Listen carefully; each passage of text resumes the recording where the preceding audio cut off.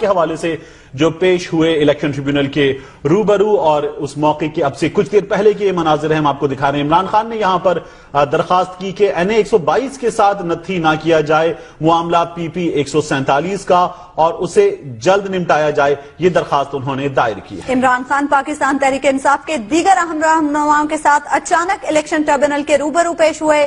اس موقع پر عمران خان کی جانب سے درخواست دائر کی گئی عدالت سے، جس میں کہا گیا کہ پی پی 147 کے فیصلے کو این اے 122 سے مشروط نہ کیا جائے۔ عمران خان درخواست جمع کروانے کے بعد اب واپسی کے لیے روانہ ہو گئے ہیں۔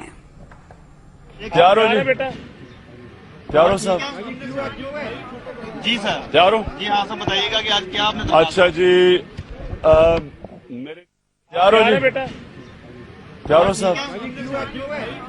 جی سر تیار ہو؟ جی ہاں سر، بتائیے گا کہ آج کیا آپ نے اچھا جی، میرے نیچے دو حلقے تھے، 147 148، میرا 122 تھا۔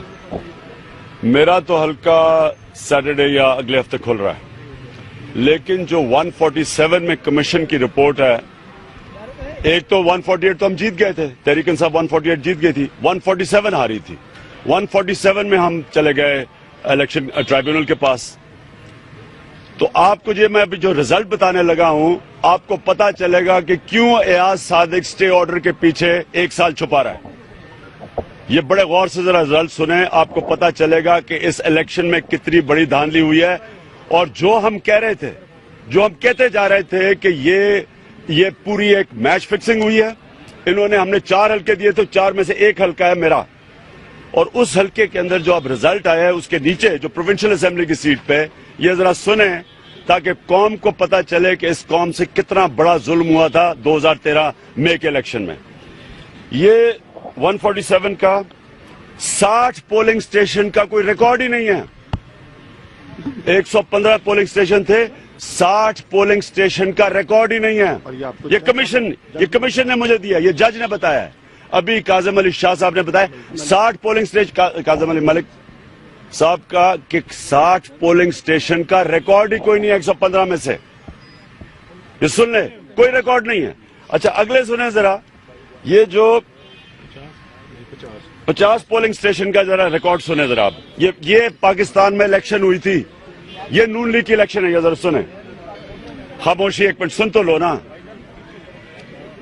31,727 ووٹ 50 پولنگ سٹیشن میں، 31,727۔ اس میں سے جب انہوں نے کاؤنٹ کیا تو انہوں نے پتا چلا کہ صرف 26,326 ووٹ نکلی ہے۔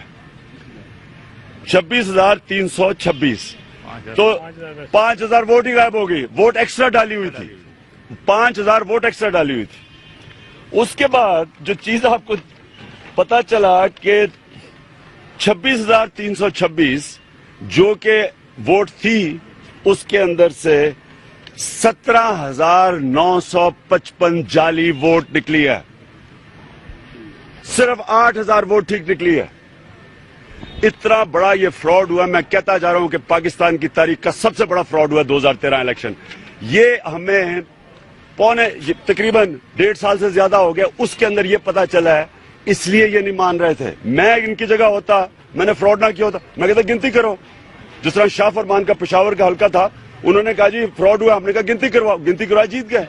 انہوں نے کیوں نہیں گنتی کروائی؟ ان کو پتا ہے کہ انہوں نے کتنا بڑا فراڈ کیا۔ اس کے اندر ریٹرننگ آفیسرز کے خلاف انشاءاللہ ہم کرمنل کیسز کریں گے۔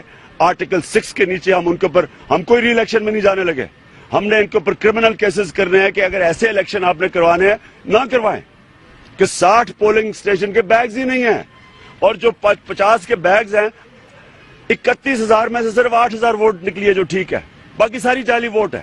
یہ نیچے ہے، تو اگر میں ایک وہ جیت گیا ہوں اور نیچے یہ حال ہے، دوسرا تو یہ دوسرا بھی ہم جیت گئے ہیں، تو میں اوپر کا این ایس کی سیٹ کیسے ہار گیا ہوں جب تحریک انصاف دونوں نیچے پروونشل سیٹ جیت گئی ہے؟